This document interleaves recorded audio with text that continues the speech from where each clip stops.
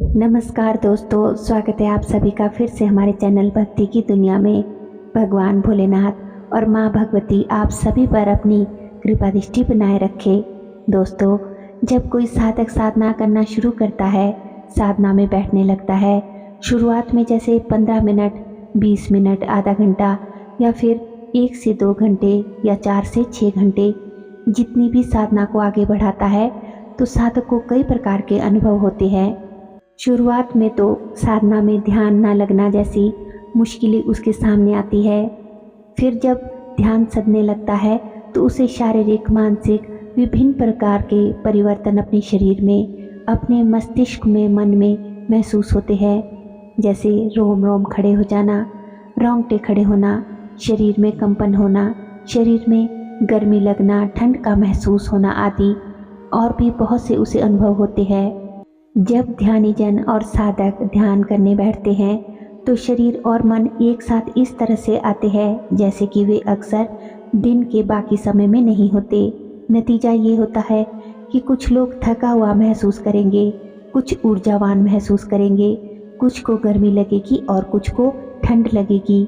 हालांकि हमेशा ऐसा नहीं होता, लेकिन अक्सर ये भावनाओं पर निर्भर करता है। दोस्तों, आज की वीडियो में हम जिस विषय पर बात करेंगे वह मुख्यतः ये है कि एक साधक को साधना में जब वो बैठता है तो उसे गर्मी का एहसास क्यों होता है, क्यों उसे तेज गर्मी अचानक से लगने लगती है या तेज ठंड महसूस क्यों होने लगती है, क्या कारण होते हैं इन सब चीज़ों के। अगर आप कोई साधना कर रहे हैं या आपने कोई ध्यान साधना शुरुआत की है या कुछ समय से आप ध्यान साधना कर रहे हैं और आपके साथ भी ऐसा कुछ हो रहा है जिसके पीछे की वजह आप जानना चाहते हैं, तो ये वीडियो हमारी आपके लिए ही है। वीडियो को दोस्तों बिना स्किप किए हुए अंत तक देखिएगा, तभी आपको वीडियो अच्छे से समझ आएगी। और अगर आज आप हमारे चैनल पर पहली बार आए हैं, हमारे चैनल की वीडियो पहली बार देख रहे हैं, तो हमारे चैनल को सब्सक्राइब ज़रूर कर लें और बेल आइकन को प्रेस करके ऑल पर भी क्लिक कर लीजिए, ताकि जब भी हम कोई भी नई वीडियो अपलोड करें तो उसकी नोटिफिकेशन सबसे पहले आपके फ़ोन में पहुंचे और आप हमारे चैनल की सभी वीडियोस को देख सके। वीडियो को अंत तक देखिएगा और वीडियो पसंद आए तो वीडियो को एक लाइक दे, कमेंट करें और अपने दोस्तों और रिश्तेदारों के साथ वीडियो को ज़्यादा से ज़्यादा शेयर करें। तो चलिए वीडियो में देरी ना करते हुए आगे बढ़ते हैं। दोस्तों, कई बार साधक जब साधना में बैठता है तो वह यह अनुभव करता है जब उसे गर्मी महसूस होती है, शरीर उसका गर्म होने लगता है, तपन होने लगती है, तो अधिकतर साधक ये सोचते हैं कि आध्यात्म के अनुभव उसके साथ घटित हो रहे हैं। लेकिन दोस्तों, हर बार ऐसा नहीं होता। कई बार वो कोई फिजिकल प्रॉब्लम भी हो सकती है, लेकिन ये कैसे पहचाने, कैसे ये तय करे कि ये कोई आध्यात्मिक अनुभव है या कोई शारीरिक समस्या। तो यहाँ दोस्तों पहले इस बात को अच्छे से आप समझ ले कि हर साधक को अपनी एज के अकॉर्डिंग चीज़ें समझनी चाहिए। अगर साधक 20-22 साल का है या उसकी उम्र 20 से 25 साल की है तो कोई बात नहीं, लेकिन अगर वो 40 प्लस है या 45 प्लस है तो इन चीज़ों को अच्छे से समझना बहुत ज़रूरी है कि जब हम ध्यान साधना कर रहे हैं तो आपका जो बीपी है, शुगर है, उस पर भी आप पूरी नज़र रखें।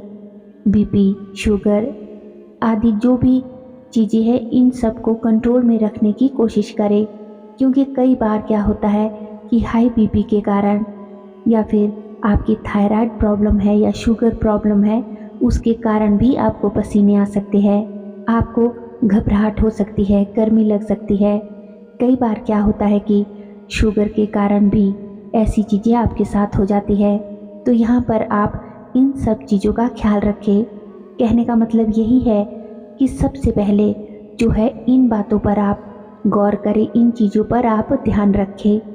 अब आते हैं हम दूसरी बात पर, अध्यात्म पर। जब हम ध्यान साधना करते हैं तो क्या होता है कि हमारे शरीर में जब ऊर्जा बहुत तेज़ी से उठती है और इससे गर्मी पैदा हो सकती है, तो नेचुरली आपकी जो सांस है वो थोड़ा तेज हो जाती है। और जब ऊर्जा उठती है तो ऊर्जा के कारण जो एक घर्षण की स्थिति पैदा होती है, वो ऊर्जा है जो आपके फिजिकल शरीर को और साइकोलॉजिकल सूक्ष्म शरीर में इतनी तेजी से गति कर रही होती है, और वो घर्षण के कारण जो गति होती है उसके कारण शरीर में एक गर्मी पैदा होती है। तो उस गर्मी से आपको पसीने भी आ सकते हैं। तो ध्यान के दौरान कई बार ऐसा होता है जब जागृत ऊर्जा शरीर को असहज रूप से गर्म कर देती है, इस हद तक कि ठंड के मौसम में भी आपको पसीने आ सकते हैं। लेकिन इस तरह की गर्मी के बारे में चिंता करने की कोई बात नहीं है। और ऐसा नहीं है कि आपको गर्मी के मौसम में ही गर्मी महसूस होती है।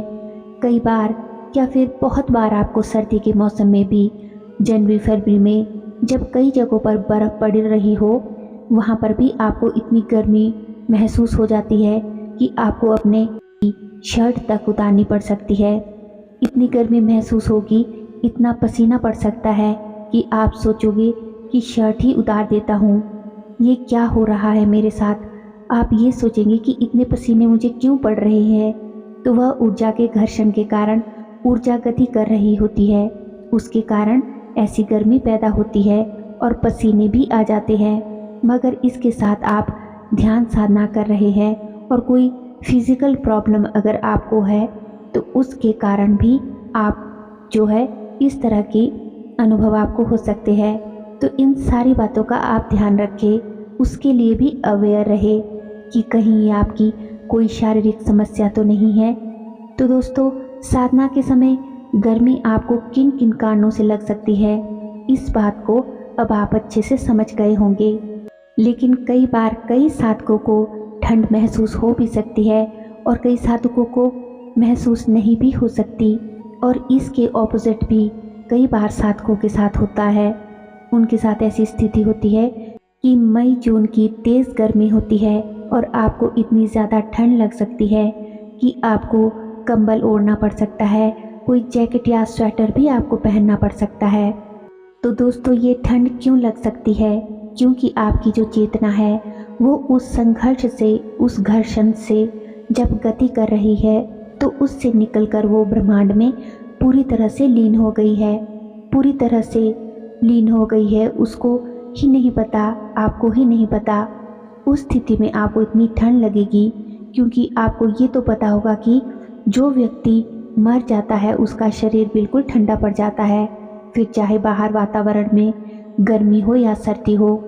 तो आपका शरीर इतना ठंडा हो सकता है कि आपको कोई ब्लैंकेट ओढ़ना पड़े या कोई स्वेटर या जैकेट पहननी पड़ जाए। तो ये सब जो होता है ये आपकी ऊर्जा की गति के कारण होता है। बस दोस्तों, ये बात आप समझ ले कि इन दोनों स्थितियों में आपको बिल्कुल भी घबराना नहीं है। आप बस अवेयर रहे और अपनी फिजिकल प्रॉब्लम पर पूरा ध्यान दें कि कहीं कोई आपकी हेल्थ इश्यू तो नहीं है जिसकी वजह से आपको ये प्रॉब्लम आ रही हो। तो आप एक बार डॉक्टर को अच्छे से चेक ज़रूर करवा लें। आशा करती हूँ कि आज की वीडियो की ये जानकारी आपको अवश्य ही पसंद आई होगी और आपके लिए उपयोगी भी सिद्ध हुई होगी। वीडियो अच्छी लगी हो तो वीडियो को अपने दोस्तों और रिश्तेदारों के साथ आगे शेयर ज़रूर करें। और अगर अभी तक भी दोस्तों आपने हमारे चैनल को सब्सक्राइब नहीं कर रखा है तो चैनल को सब्सक्राइब ज़रूर कर ले। हमारे चैनल पर दोस्तों और भी अच्छी अच्छी वीडियोज़ हैं, उन्हें भी जाकर आप ज़रूर देखें। तो चलिए मिलते हैं एक और नई वीडियो में नई जानकारी के साथ। तब तक के लिए आप सभी अपना ख्याल रखिए, खुश रहिए और अपनी आध्यात्मिक पथ पर अपनी साधना में आगे बढ़ते रहिए।